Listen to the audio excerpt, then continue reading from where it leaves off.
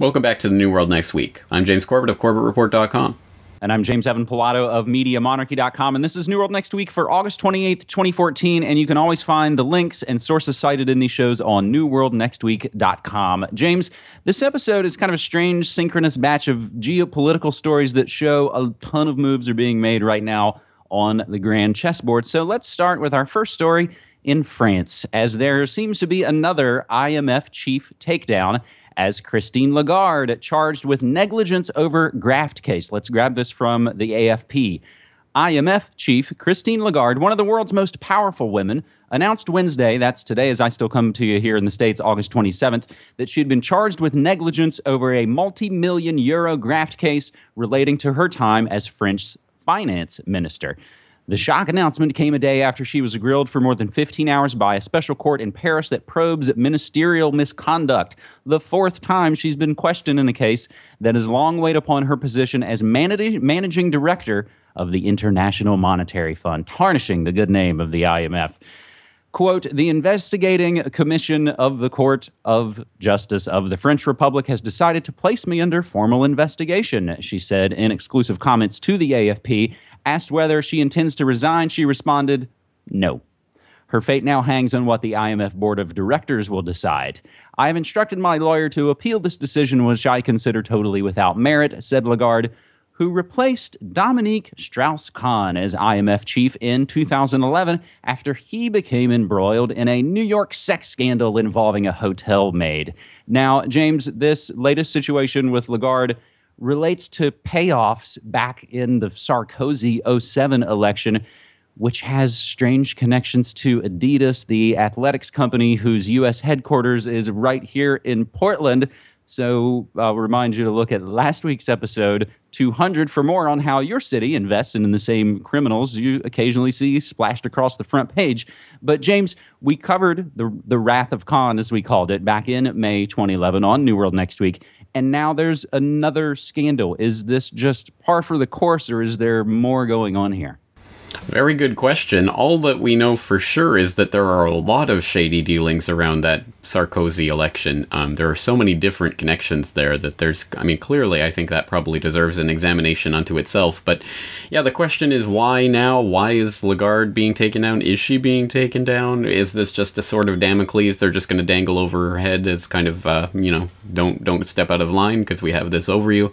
I don't know. I mean, there are so many different possible ways this can go. I guess if there's anything that we learned from the Dominique Strauss-Kahn incident, it's that we don't necessarily know what the power politics are until the story starts to develop. And in that case, there were a lot of people speculating on whether DSK had stepped off script and was talking about how the IMF needed to step away from its austerity and things like that. But as it came out and as the story unfolded, it became 100% clear that that was a political takedown, a French political takedown. It was affected by members of Sarkozy's election campaign who were caught on camera high-fiving after DSK ended up getting caught and all of this. I mean, it was just blatant what happened there after those details started to come out, but it's not the type of thing that we necessarily have access to. I'm racking my brain trying to think of any reason why Lagarde might be being taken down right now. The only thing that's hitting me that was unusual in the last several months was her speech back in January with the magic number 7 numerology mumbo-jumbo that she was spouting, but is that really a reason for someone like Lagarde to be taken down? I really doubt it, especially since all the talk before this point was how this was, a wink and a nod to the people in the know, so why would she be taken down for that? That kind of thing. So I'm looking for anything that she said that would be against the IMF kind of official talking points or any indication whatsoever that she's going off script. I don't see any in the public record. Maybe if people have some, they can leave them in the comments. But at this point, again, I think we have to wait to see how this story develops. And who knows? I mean, maybe she'll just use her get out of jail free card, and nothing will even come of this. So I think we have to wait to see what becomes of the story. I was thinking the same thing, that hopefully folks out there will share their ideas. And this may be one of those cases where we won't know until 6 months, 12 months down the road, where some story will then come out that we'll realize and we'll be able to kind of backtrack and connect the dots. So we'll continue to look into that. Our second story, James, we fly over Libya as we note the U.S. is furious after the source of mystery Libya bombing raids revealed. This comes from Zero Hedge. Over the last week, a new geopolitical mystery emerged. An unknown party was launching airstrikes against Libya. The strikes puzzled all media outlets, including Reuters, which just over last weekend reported that, quote, unidentified warplanes attacked positions of an armed faction in the Libyan capital of Tripoli on Saturday, residents and local media said. Local channel Al Naba said the planes had attacked 4 positions of the Operation Dawn, an umbrella of Islamist-leaning forces.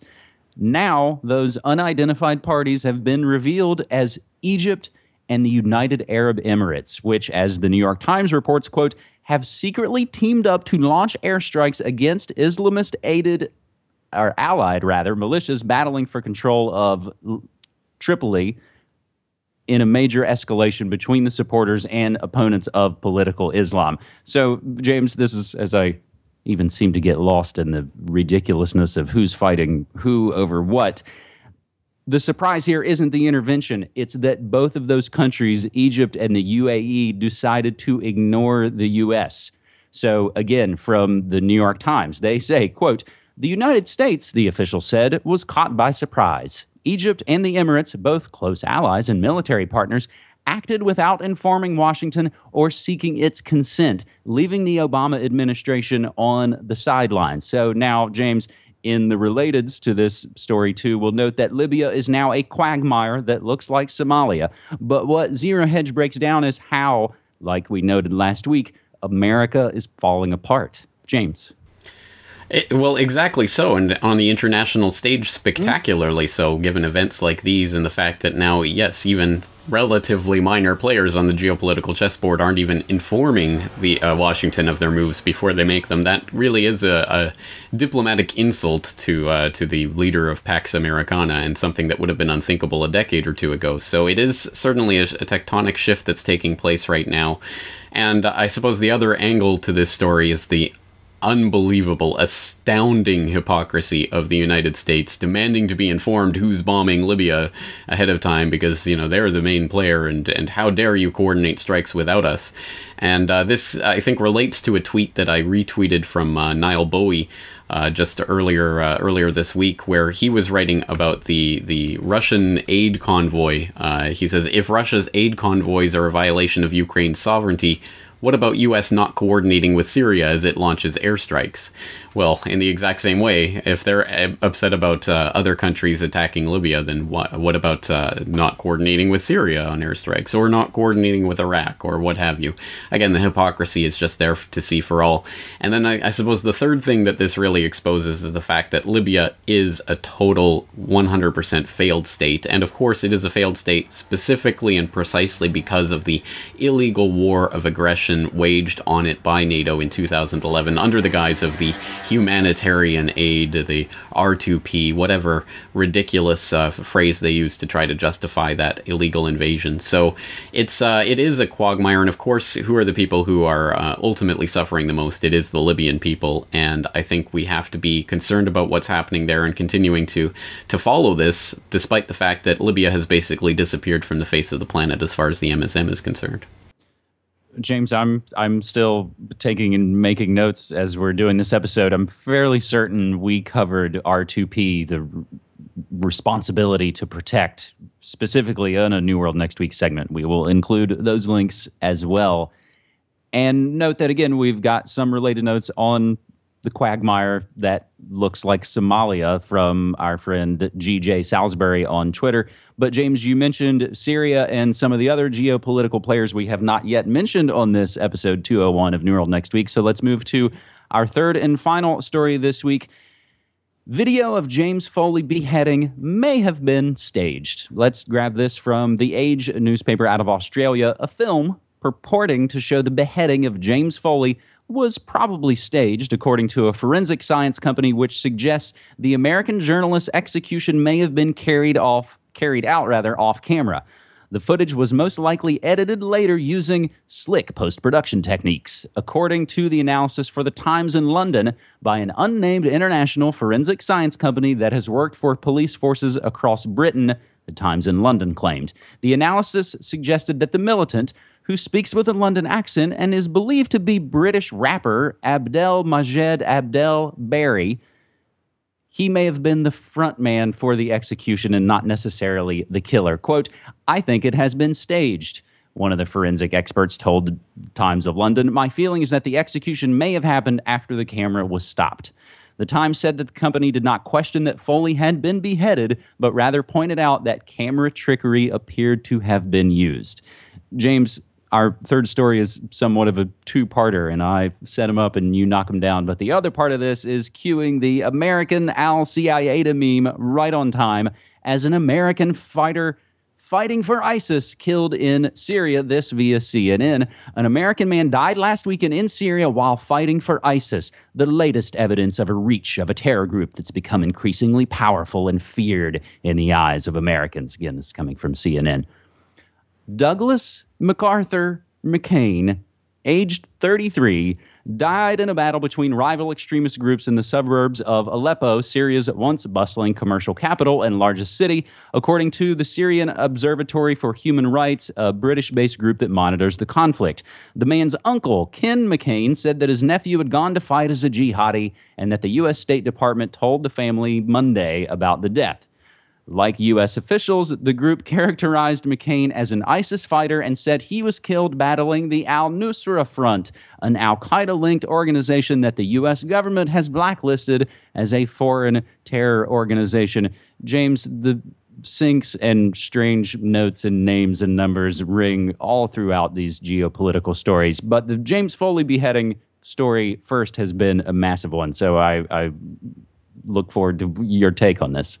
Well, regarding the Foley video, I mean, it's interesting how nonchalant they are in saying, oh yeah, it's a fake. I mean, this, to me, is a pretty paradigm-shifting moment. Not obviously in the fact that videos are faked. I think people already understand that. But the fact that this is now being quite openly admitted and just treated as, well, just sort of par of the course. We are entering into that Running Man kind of sci-fi fiction fantasy world where, yeah, you really can't believe anything that you're seeing. You really do have to question it. And here it is coming from a mainstream UK paper. So very, very interesting to see that analysis come out. But of course they want you to believe that, oh yeah, I mean, the video was faked, but of course he was killed, and killed in the way that we're told he's killed. It's just the video itself that was faked. I have no more reason or basis for believing that speculation than I do any other speculation, including the claims by Bashar al-Assad's political and media advisor that Foley was killed last year and that the UN has information on that. Again, I mean, I'm willing to believe that's not the case, but again, it's very much up in the air at this point, especially given the fact that one of the most fundamental pieces of this entire story has been admittedly faked. I think we have to keep all of those different options on the table in terms of explaining what this story really means. But on the broader theme of American Al-Qaeda and all of this, I mean, it really is extremely obvious what is happening now. I mean, there is a concerted effort right now to crank up the fear to an 11 around this ISIS, IS, whatever terror group. It is absolutely the most, I think, the most worrying run-up of fear campaign that we've seen in recent years. And of course, I mean, the worry is always not the bearded Muslim radicals and the American white Al-Qaeda and all of this. It is obviously the false flag implications of this, and the talk of blowing up cities, and the talk that Chicago has been targeted, and all of this kind of stuff. I mean, again, the propaganda is off the charts right now, so I'm very concerned about that. And of course, we're approaching the October economic doldrums, where most of the market crashes in history have come, even as we're hitting 2,000 on the S&P and all of these other unbelievable highs on the stock markets. Again, there's just a lot of worrying things that are lining up for this fall season. Yeah, James, you've already mentioned October, and I was just even thinking this is our last episode for August, and there's an old saying that you never introduce a new product in August. That a lot of these things do seem to be sort of the teasers of perhaps what could be to come.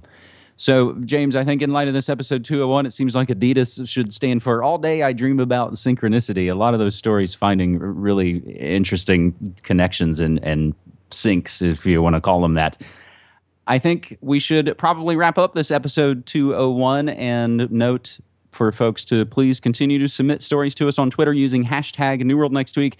There's a lot of great folks submitting a lot of great stories and a lot of data points that we may otherwise miss. We may not be able to always include them in the show notes, but realize that, of course, it is always appreciated.